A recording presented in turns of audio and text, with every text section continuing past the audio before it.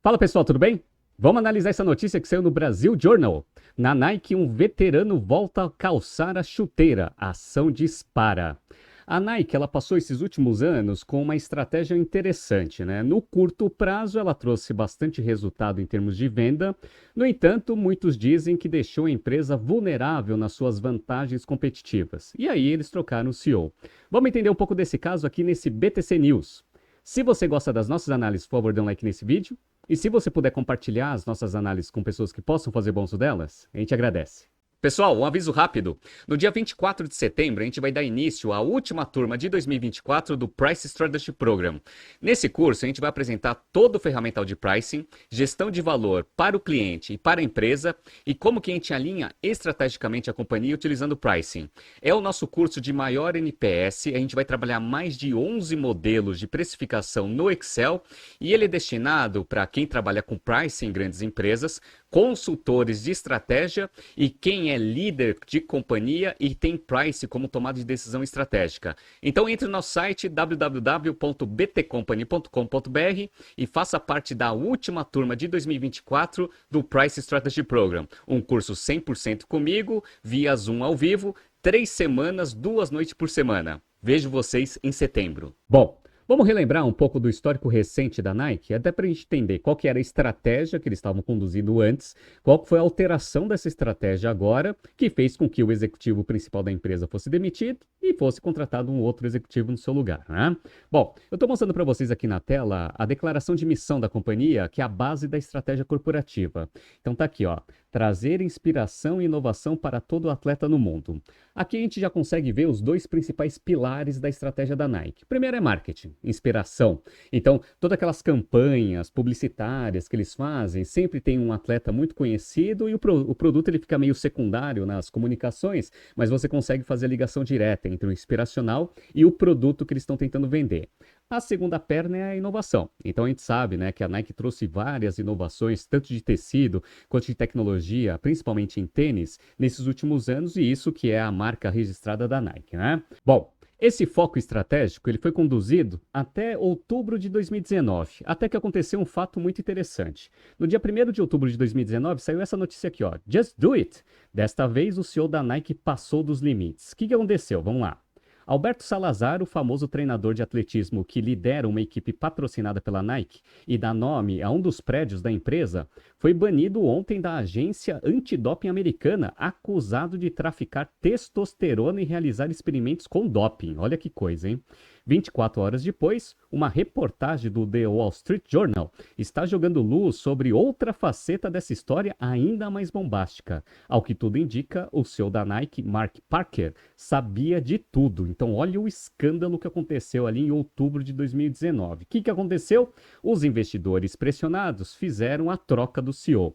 Então, no dia 23 de outubro de 2019, Nike terá novo CEO a partir de janeiro de 2020. Sai o Mark Parker e entra o John Donahoe. O John Donahoe, ele trabalhou por muitos anos no mercado digital, né? Trabalhou lá no PayPal, no eBay e estava como CEO de uma empresa também na parte de tecnologia. Isso daqui era interessante por quê? Porque a Nike estava conduzindo um processo de digitalização desde 2017, sob a liderança ali do Mark Parker. Só que aconteceu esse fato e foram lá e trocaram o CEO e já colocaram alguém do digital puramente dito, né?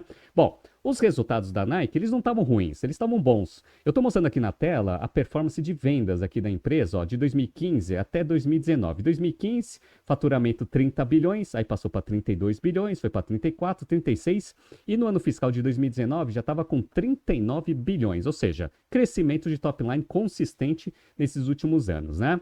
E o ROIC? O ROIC, ele deu uma disparada ali em 2019, chegando a 44,7%. Ou seja, a empresa estava sendo muito bem conduzida. As ações estavam subindo, mas aconteceu o escândalo, trocaram o CEO. Beleza, né? Bom, em termos de estratégia de canal, a Nike ela também tinha uma estratégia que ela estava mudando ali a partir de 2017, mas estava fazendo isso de forma gradual, que era o seguinte. Para quem está vendo aqui na tela, eu estou mostrando para vocês que do faturamento total, 68% é atacado e 32% era venda direct to consumer, né? A ideia deles era começar a ter uma parcela um pouco mais representativa do direct to consumer, até por causa do e-commerce, né? Você chega mais fácil no consumidor final, mas você tem que tomar bastante cuidado para não ter conflito, principalmente com os atacadistas, né? E os multimarcas, né? Que é o maior canal de distribuição da Nike. Então essa também era uma das estratégias que o Mark Parker estava executando e que eventualmente ia mudar ali com o John Donahoe, né? Beleza. Então, quando você olha aqui, ó, você vê que no crescimento, principalmente da receita de canais, estou pegando aqui, ó, 2019 contra 2018.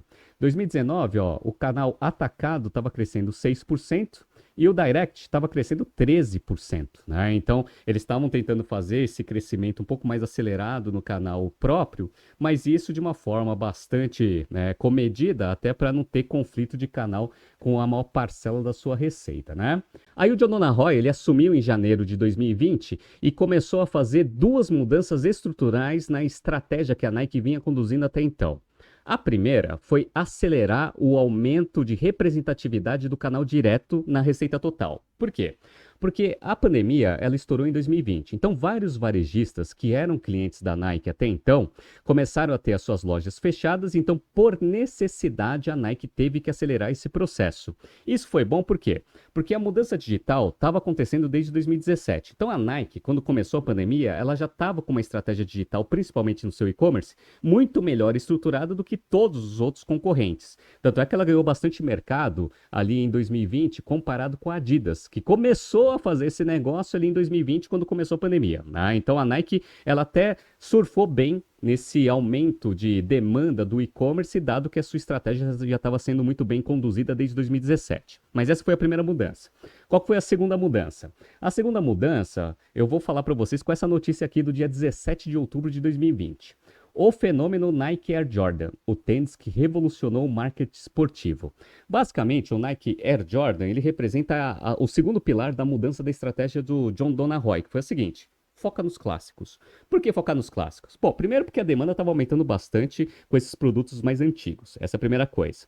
A segunda é que o Air Jordan e outros clássicos que a Nike tinha, ela tinha um preço, um price point mais elevado do que o resto do portfólio e margens maiores também. Então, se a gente focar nos clássicos, a gente tem menos P&D, porque a gente só precisa fazer uma releitura dos produtos que já foram desenvolvidos no passado e que estão com uma demanda muito forte agora em 2020 e 2021. Beleza, tá?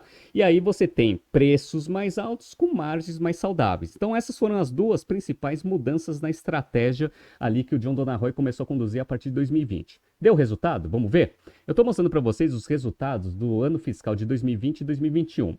2020, como a gente sabe, teve uma queda de receita generalizada para todo varejista e atacadista, né? Então a receita caiu de 39 bilhões para 37 bilhões. No entanto, eles conseguiram reverter esse processo de queda já em 2021. A receita foi para 44 bilhões e meio, bem acima de 2019. Olha a estratégia aqui do aumento de representatividade do canal direto.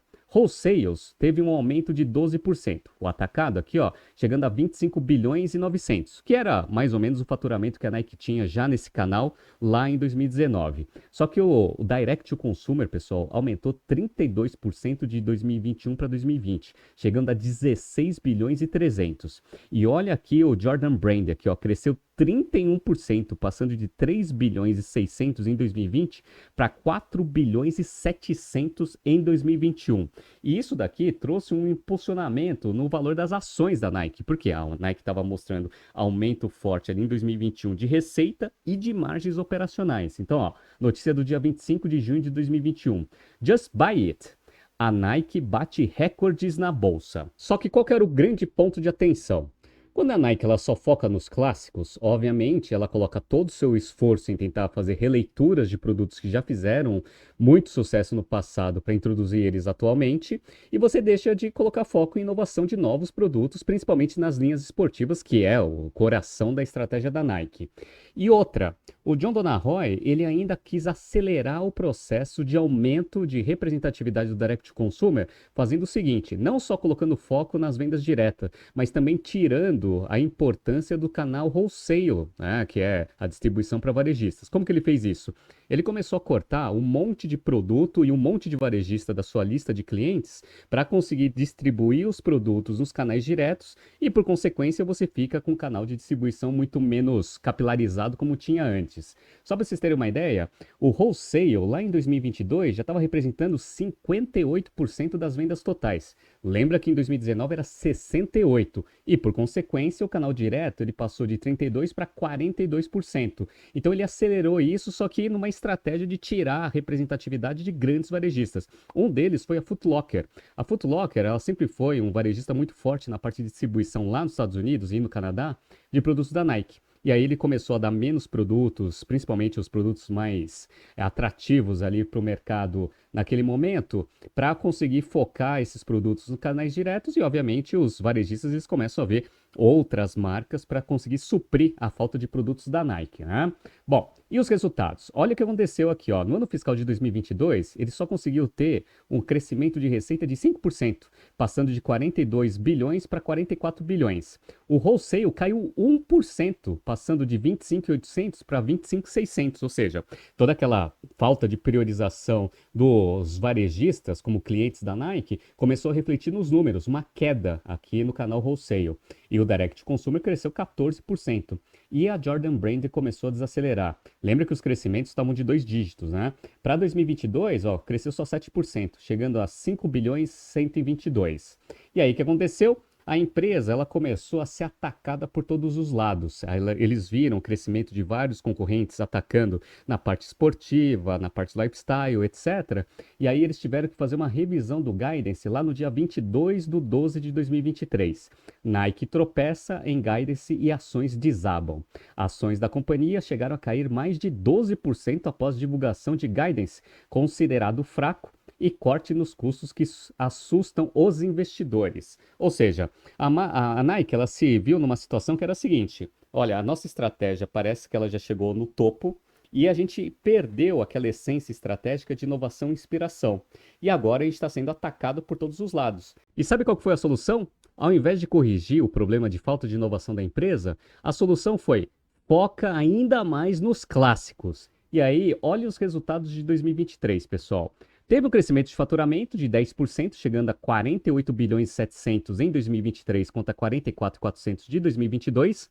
O wholesale, ele voltou a crescer um pouquinho, 7%, porque ele viu a besteira que ele tinha feito em 2022, foi tentando corrigir esse negócio em 2023, mas ainda com um crescimento relativamente pequeno. Só que quem sustentou bastante o crescimento aqui da receita do negócio foi a Jordan Brand. A Jordan Brand teve um crescimento de 29% em 2023, passando de 5 bilhões e 100 para 6 bilhões e 600. Ou seja, ele não corrigiu o problema de falta de inovação. Ele só deu uma adequada na estratégia de canais, que ele viu que ele tinha sido muito radical no passado, mas ainda voltou a dar bastante força ali naquela estratégia dos clássicos, né? Beleza. Wholesale manteve ali a participação de 56% na receita total contra 44% no Direct. Os varejistas que perderam priorização ali dos produtos da Nike já buscaram outras alternativas de mercado, beleza. E a Nike, ela teve, para conseguir sustentar essa estratégia, uma queda de ROIC absurda. Só para vocês terem uma ideia, o ROIC de 2022 tinha sido 46,5%. Foi para 31,5%. Olha que coisa, né? E aí aquele negócio, né? Tudo bem. Você conseguiu sustentar um pouco do crescimento de receita, mas ainda focando nos clássicos. Mas abriu toda uma brecha estratégica ali na falta de inovação para outras marcas atacarem com produtos mais inovadores em outras linhas, principalmente as esportivas. Então, ó, olha essa notícia aqui interessante que saiu no Valor Econômico no dia 6 de abril de 2024. Tênis de corrida. Nike perde espaço para Hoka e On no mercado de calçados esportivos. Vamos ver aqui o que aconteceu, ó. Só para vocês terem uma ideia, On e Hoka são marcas relativamente novas que estão tentando atacar principalmente na parte de running e outros esportes também. Então, ó, as duas empresas lá em 2017 não tinham nada de participação de mercado, ó, 0% para On e 0,2% para Hoka. Sabe quanto que tá essa participação em 2023, ó? 3,3% da On e 2,6% da Hoka. E tem um trechinho muito interessante aqui para a gente ver como que foi essa mudança de participação de mercado. Vamos lá. Com poucas novidades estéticas nos calçados, a exemplo do Pegasus, tênis da Nike desenvolvido para a corrida, o esportista iniciante acabou sendo seduzido pela combinação de performance e estética diferenciada das marcas concorrentes. Não à toa, a Hoka e a On juntas passaram a deter metade do volume total de vendas, 4 bilhões de dólares, do mercado de corrida entre 2016 e 2023. Enquanto cada uma ganhou 2 bilhões de dólares, a Nike perdeu 1 bilhão de dólares e a ASICS, Brooks e New Balance juntas embolsaram 1 bilhão de dólares. Os outros 3 bilhões de dólares vieram de marcas como Anta, Li-Ning e X-Step e de outros concorrentes não mencionados no levantamento. Então vocês já viram que na parte esportiva, novas marcas começaram a ganhar representatividade que a Nike foi deixando para trás pela falta de inovação. A Adidas, ela também começou a se reestruturar no meio da pandemia e começou a ganhar mercado de novo. Ó. No dia 22 de abril de 2024 saiu essa notícia aqui, ó. Adidas supera Nike. Levantamento revela os principais fornecedores do futebol. Com 31 parceiros, a Adidas é a fornecedora que veste mais times importantes no futebol mundial. Então, a Adidas conseguiu fechar contratos com mais clubes importantes no mundo inteiro no futebol do que a Nike. A Nike ficou com 29. E a Nike foi líder aí nesses últimos anos dentro desse parâmetro ali no futebol. Então, a Adidas já começou a voltar a ter aquela liderança no mercado principal deles, que é os artigos de futebol. E também nos clássicos, pessoal. Olha essa notícia aqui do dia 9 de julho de 2024. É o fim do reinado da Nike? Como a moda do samba e do Gazelle, que são modelos clássicos da Adidas, podem abrir uma oportunidade para as ações da Adidas. Então a Adidas ela se reestruturou e começou a atacar a parte esportiva da Nike e também a parte de lifestyle, que é o foco estratégico da companhia atualmente, né? Outras marcas também. Olha aqui, ó. New Balance apresenta crescimento de 23% em 2023. A New Balance fez um ataque igualzinho. Ela atacou na parte clássica com Made in US, Made in England, né, que são as linhas clássicas dele, mas também na parte esportiva. E também a ASICS, pessoal. Olha aqui, ó, notícia do dia 11 de agosto de 2024. A ASICS triplicou na bolsa, graças aos Daddy Shoes. Eles usaram a mesma estratégia da Nike. Pegaram modelos clássicos que fizeram muito sucesso no passado, começaram a reintroduzir, mas também focaram na parte esportiva. E com isso, as ações triplicaram de valor nesses últimos tempos, né? Como ficou o resultado da Nike aqui no ano fiscal de 2024, que terminou no meio desse ano? Olha o que aconteceu, pessoal. Receita. A receita não cresceu. Zero de crescimento. 51 bilhões e 300 contra 51 bilhões e 200. E o lucro, ele ficou relativamente estável, mas cresceu. De 5 bilhões e 70 para 5 bilhões e 700. No entanto, a estratégia de distribuição de canais se manteve, ou seja, wholesale continua representando 56% das vendas totais, com direct 44%. E o ROIC, que despencou ali em 2023, não voltou aos patamares anteriores de 2023. Em 2024, ó, passou de 31,5 para 34,9. E a receita já não cresce mais. E aí o que aconteceu? Ao invés do John Donahoe, ele tentar mudar a falta de inovação dentro da companhia, que é o foco estratégico ali, para explicar toda essa perda de performance nesses últimos anos, ele quis focar no tradicional. O que é o tradicional? Cortar despesa. Então, a notícia do dia 16 de fevereiro de 2024. Nike pretende cortar 2 bilhões de dólares em custos e anuncia a demissão de 1.700 funcionários. Olha que coisa, pessoal.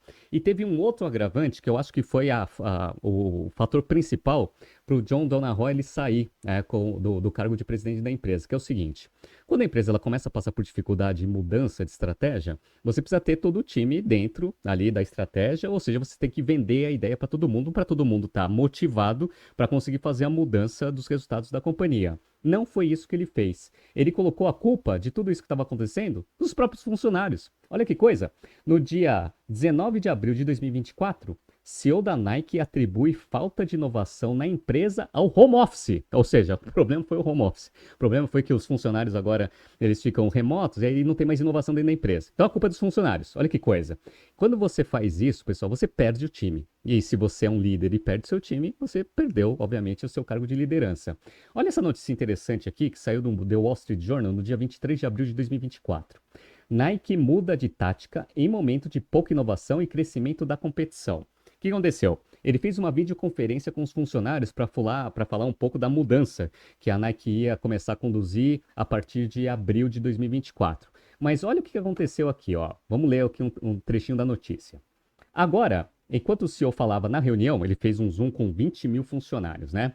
Comentários críticos começaram a encher a janela do bate-papo da chamada do Zoom. Abre aspas. Responsabilização? Dois pontos.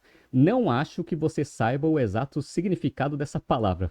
Fecha aspas. Escreveu um funcionário. Isso no chat do Zoom quando o CEO estava falando, hein? Abre aspas. Se a questão é corte de custos, que tal diminuir o salário do CEO? Fecha aspas. Escreveu outro. Logo, uma cascata de emojis de risos encheu a tela.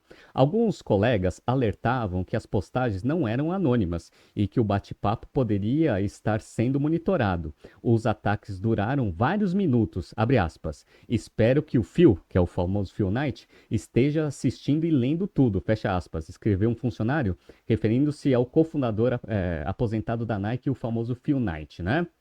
Desde a pandemia, a Nike perdeu espaço em sua importante categoria de corrida, enquanto se concentrava em remodelar velhos sucessos e se preparar para uma revolução no comércio eletrônico que nunca veio. As mudanças, segundo atuais e ex-funcionários, corroeram uma cultura de inovação e ousadia que fez a Nike uma das marcas mais conhecidas no mundo. Dona Roy havia dito ao Wall Street Journal em 2020 que sua prioridade número 1 ao assumir a empresa era não fazer besteira. 4 anos depois, a Nike vai eliminando aos poucos elementos chaves da estratégia do CEO que saíram pela culatra, em um momento em que um número crescente de startups vem em seu encalço. Entre as mudanças, dois pontos. Durante a pandemia do Covid, com mais compras feitas online, a Nike cortou laços com parceiros de varejo de longa data, como a DSW e a Urban Outfitters, e tentou vender mais mercadoria direto aos consumidores. Agora pede ajuda a algumas dessas lojas para limpar suas prateleiras e armazéns superlotados. Olha que coisa, hein? Abre aspas. Eu diria que acertamos em algumas coisas e erramos em outras, fecha aspas, disse o Dona Roy na quinta-feira em entrevista na sede da Nike ali no Oregon. Então vocês perceberam que o que aconteceu? O CEO, ele começou a colocar muito foco, né, nos clássicos, deixou de inovar, teve o ataque de um monte de empresa nas categorias de esporte e colocou a culpa dos funcionários. E aí o que aconteceu? Agora a gente entra na notícia principal, que ele foi destituído ali do seu cargo de CEO e entrou agora um novo CEO para tentar arrumar o que ele arrumou de problemas nesses últimos anos. Vamos ler essa notícia de perto para a gente entender o que aconteceu. Então vamos lá. John Donahoe, o CEO da Nike, cuja estratégia vinha sendo culpada pelo mau desempenho das ações nos últimos meses, vai pendurar as chuteiras. Para substituí-lo, a Nike recorreu a um veterano com mais de 30 anos de empresa. Elliott Hill deixará a aposentadoria e assume como CEO em 14 de outubro. A notícia que saiu após o fechamento do mercado fez o papel disparar 10% no aftermarket. As ações da marca de produtos esportivos encerraram o dia acumulando uma perda de 24% no ano, no momento em que os mercados americanos batem recordes históricos de valorização. Vamos lá. Dona Roy estava no comando desde janeiro de 2020. De lá para cá, as vendas saltaram de 37 bilhões para 51 bilhões no ano passado. Neste ano, porém, devem recuar para 49 bilhões. De acordo com o The Wall Street Journal, os investidores vinham questionando a decisão do executivo de priorizar linhas de modelos clássicos em vez de investir em inovação. Abre aspas. A companhia agora enfrenta dificuldades para manter sua posição de mercado, com os consumidores comprando menos da Nike e mais em competidores como Adidas e New Balance, afirmou o Wall Street Journal. As startups On Running e Hoka também beliscaram uma fatia considerável de um público mais trendy, antes cativo da marca americana, como eu mostrei para vocês, né? As vendas entraram em queda e a empresa passa por um processo de reestruturação. Haverá corte previsto de 2% dos funcionários e redução de 2 bilhões de dólares em custos. Hill, que foi presidente da divisão de consumo e mercado, havia se aposentado em 2020, trabalhou na Nike desde o final dos anos 80, quando entrou como estagiário. Então, o que aconteceu? A Nike mudou de CEO e agora vamos ver se a Nike volta àquela estratégia tradicional de focar em inspiração e inovação, para ver se ele consegue reconquistar os clientes que eles perderam para as marcas tradicionais, como Adidas, New Balance, e também para as startups que é a On e a Hoka. E uma coisa que é interessante é que o Elliott, de fato, ele está na Nike há muitos anos, né? Só para vocês terem uma ideia, eu peguei o LinkedIn aqui do Elliott Hill aqui, e aí ele tem aqui o histórico na Nike. Em 1988 ele entrou como estagiário E aí, de 88 até 2005, ele conseguiu subir ao cargo de vice-presidente da parte de vendas ali nos Estados Unidos. Isso em 17 anos. Aí o que aconteceu? Aí ele virou vice-presidente da parte de retail global da companhia em 2006, ficou até 2010 e chegou até o cargo de presidente, que no caso lá é vice-presidente, na parte de Consumer and Marketplace. E aí ele se aposentou em 2020. Então, é uma pessoa que conhece bastante operação? É uma pessoa que conhece bastante operação. Ele começou como estagiário na empresa. Então ele começou como estagiário, viu toda a estratégia focada em inspiração, inovação que a Nike foi conduzindo em todos os anos que ele estava dentro da companhia. A gente viu que a receita subiu bastante e o posicionamento da Nike, ela ficou muito estabelecida em várias categorias. Ela veio perdendo bastante aí nesses últimos anos. O Elliott é uma pessoa que entende bem o que tem que ser feito. Vamos ver se ele vai ter sucesso nesse novo processo de turnaround que vai começar a partir de agora. Surgindo algumas novas notícias sobre esse assunto, eu trago aqui no BTC News. Vamos acompanhar aqui como que vai ser a evolução dessa nova estratégia que a Nike vai conduzir com esse novo CEO. Tá surgindo aqui alguns BTC News passados para vocês se atualizarem. Não se esqueça de se inscrever no nosso canal e na nossa newsletter. Grande abraço e até a próxima edição.